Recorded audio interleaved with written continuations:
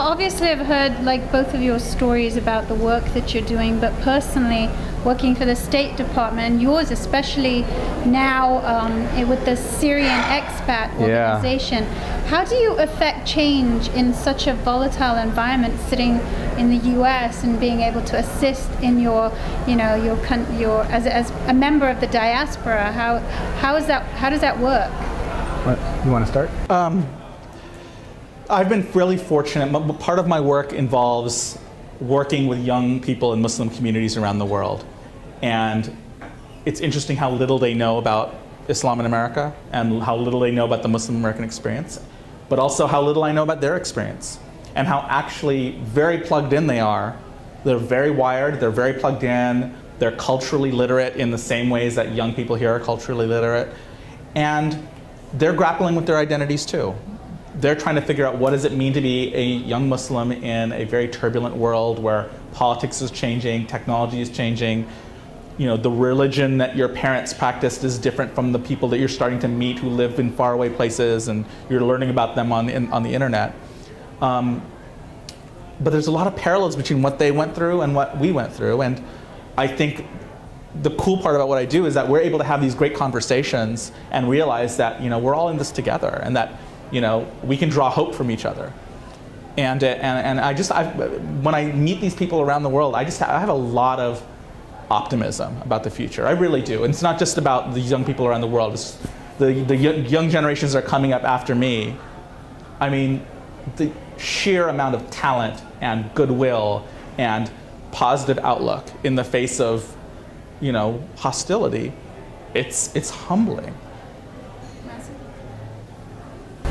Especially with this series. Yeah, so my life has taken quite a turn in the last couple months when I took on a sort of part-time role directing government affairs for the Syrian Expatriates, which is an organization that is only 1 year old. It was founded when the Arab Spring reached Syria, and is primarily made up of immigrants from Syria who are in their 30s and 40s, which is my age. But these are guys who were raised, and women who were raised and have only been in the U.S. for a few years. And you know, they've asked me to help engage our administration and Congress and the NGO community and the private foundation community to support the Arab Spring, to support the democratic movement in Syria.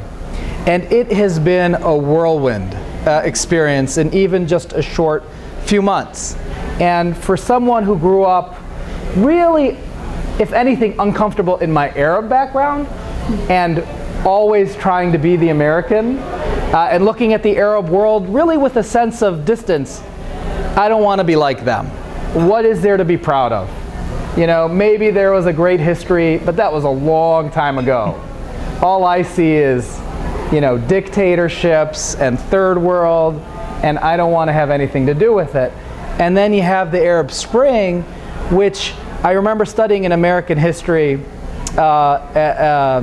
thinking, man, imagine in Syria and Damascus, groups of people meeting like the Sons of Liberty in Boston. Well, that's been happening. And the opportunity to engage those people, you know, those founders of these a new era, I hope, for the Middle East, to engage them as an American and connect back with my Syrian heritage, it's been crazy. And the cool thing about the organization I'm working for is hand in hand with Christians and Syrians who are very secular, or with Alawites. There are a few on our board of directors, in an effort to build a civil, democratic and free Syria. And it's just incredibly rewarding. Exhausting, frustrating, but very rewarding.